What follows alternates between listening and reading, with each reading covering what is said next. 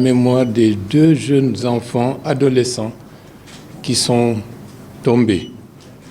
Nous prions pour le repos de leurs âmes et nous rappelons aux forces de défense et de sécurité que le maintien d'ordre est régi par des règles bien précises où on ne peut pas utiliser des armes à feu dans le cadre du maintien d'ordre. Deuxièmement, il est important que le procureur en charge de ce territoire puisse mener des enquêtes diligentes pour que les autorités à tous les niveaux puissent savoir comment cela s'est passé. Vous me verrez régulièrement dans ce type d'activité parce que je considère qu'il faut que la presse joue pleinement son rôle. Maintenant, nous sommes des millions et des millions de Guinéens vivant à l'intérieur du territoire national et il y a d'autres millions qui vivent à l'étranger. La gouvernance d'aujourd'hui, c'est une gouvernance qui va de pair avec la communication. Et si on ne communique pas, il va de soi qu'avec d'autres types de médias, ils vont se charger de communiquer à notre place. Donc, il vaut mieux communiquer pour soi et par soi pour être audible et qu'il n'y ait pas d'interprétation. Aujourd'hui, nous sommes là, c'est évoquer la situation de la desserte en courant de nos villes pour la satisfaction des besoins de nos populations. Le directeur des DG est là, le secrétaire général qui assume la responsabilité du ministère par intérim est là aussi. C'est pour qu'il soit là comme témoin et qu'il se rende compte que ce que nous disons, c'est adressé à notre peuple et à nos populations. Les événements de Kindia ont été des événements particulièrement regrettables et nous nous inclinons devant la mémoire des deux jeunes enfants adolescents qui sont tombés.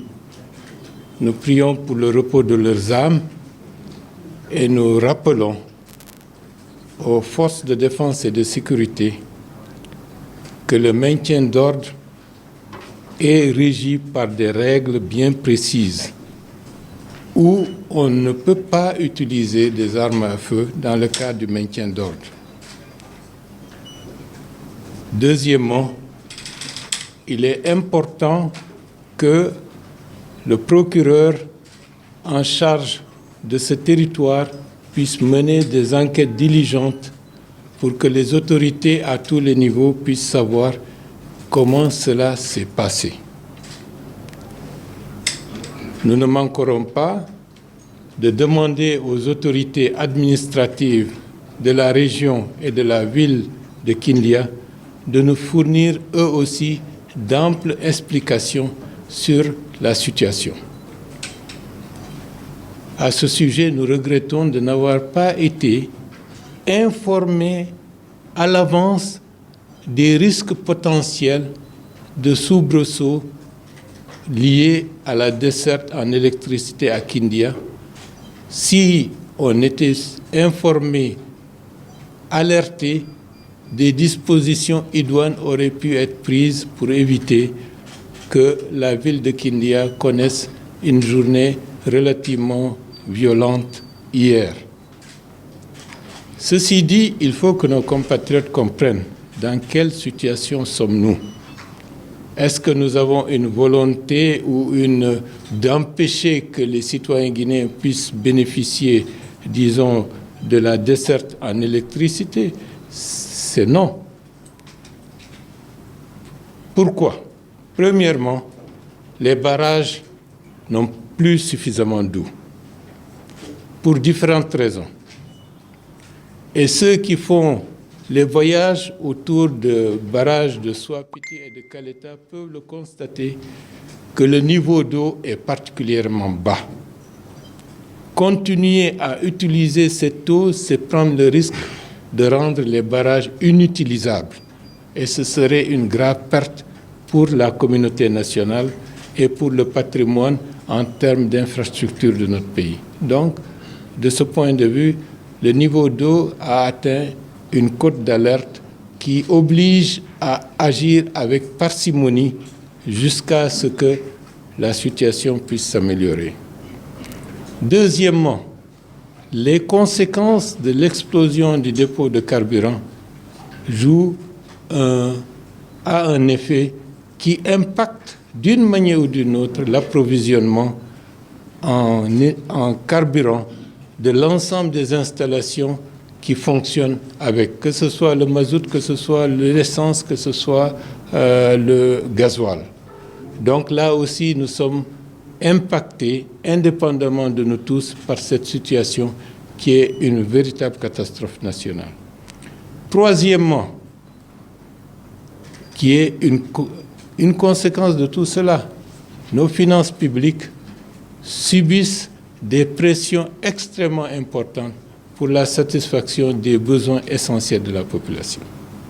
À titre d'exemple, pour que tous les citoyens guinéens le sachent, si par exemple l'État guinéen engrange de manière globale des recettes de 3 000 milliards de francs guinéens, tout ce montant-là est englouti dans l'électricité.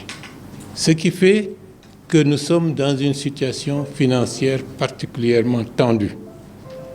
Et comme vous pouvez le constater, cela ne peut pas continuer ainsi. En 2008, lorsque j'étais ministre de la Réconciliation nationale, nous avions des problèmes analogues, avec des problèmes de manque d'électricité par-ci, par-là. En 2024, dans ma charge de Premier ministre, chef du gouvernement, on est confronté à la même situation. C'est-à-dire 16 ans après, on se retrouve au même point, et peut-être de manière plus dégradée que par rapport à 2008. Cela mérite qu'on approfondisse la réflexion, qu'on sache pourquoi la Guinée n'est pas parvenue à assurer sa souveraineté énergétique malgré tout ce qu'elle possède comme, potentialité hydroélectrique et comme ensoleillement aussi. Ceci est du ressort des travaux des techniciens et des responsables du secteur de l'électricité dans notre pays. Donc, aujourd'hui, qu'est-ce que nous sommes en train de faire? Nous sommes en train de chercher dans l'urgence une solution palliative pour nous permettre d'approvisionner ou d'améliorer ou de stabiliser le peu qui existe pour que la situation ne se retrouve pas dégradée au-delà de ce qui est acceptable. Nous sommes en train d'étudier cette question. Des alternatives réalistes sont en train d'être prises en compte. Nous allons vous le dire lorsque tout sera ficelé, de manière à prendre en compte les contraintes techniques, les contraintes financières et les contraintes de délai pour que nous puissions donner une information crédible et vraie à l'ensemble de la population guinéenne et plus particulièrement à la population du Grand Conakry. Entre nous, nous aurons toujours le langage de vérité et le langage de ce qui est possible, pas le langage de ce que nous voulons, au risque d'induire nos compatriotes dans l'erreur. Nous travaillerons d'arrache-pied pour que cette période extrêmement difficile et tendue ne s'allonge pas dans le temps. Je ne vais pas donner de timing, mais je dis nuit et jour, nous sommes en train d'y travailler et nous allons chercher tous les moyens possibles et inimaginables pour que cette situation puisse trouver une solution transitoire nous permettant de vivre relativement mieux malgré les insuffisances en décès d'électricité que nous connaissons. C'est ce que j'avais à vous dire et je vous remercie. Bon, par rapport à la première question, c'est une possibilité d'avoir un bateau avec des centrales qui étaient privilégiées. Mais Entre nous, ce projet est relativement coûteux parce que cela nous obligerait en même temps de ravitailler ce bateau. Je parle avec, sous l'attention du directeur général de EDG et du secrétaire général de l'énergie. Si je me trompe, vous allez me rectifier.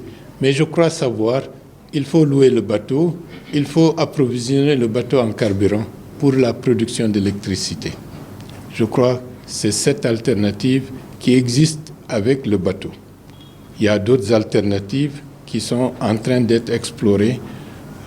Lorsque les procédures techniques, les procédures réglementaires seront terminées, il va de soi, ça nous permettra de communiquer à tous les résultats de ce que nous obtiendrons comme moyen d'assurer une production d'environ 150 MW pour satisfaire la demande, surtout du Grand Conakry.